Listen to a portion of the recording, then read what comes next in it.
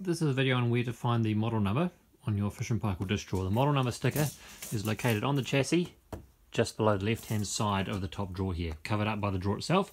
We open the drawer, look down the left, there's your sticker there. So if we're asking for a model number, the two things we're going to look for are the model number here. It says model DD, in this case DD60, DCX7. The other number we may need is the product number above it.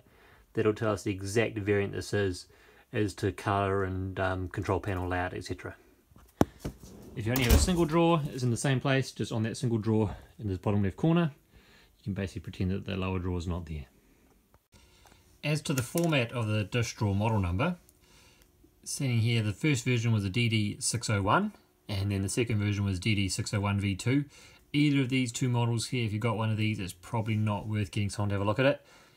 So you try and repair one problem, you're going to end up chasing a tail other problems.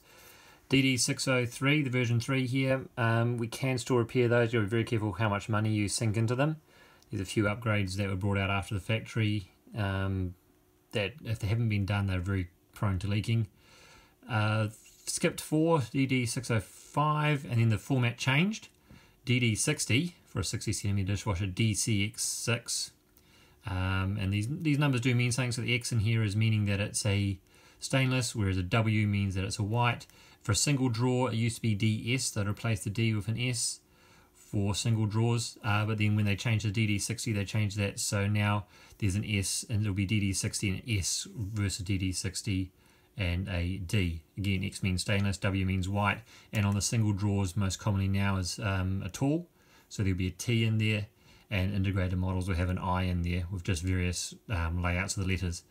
But the biggest thing if you're ordering any spare parts is getting a product code so you can get the exact parts you need.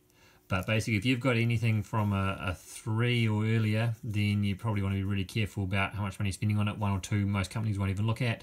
3 is getting close to that. 5 or later, then you can generally repair it.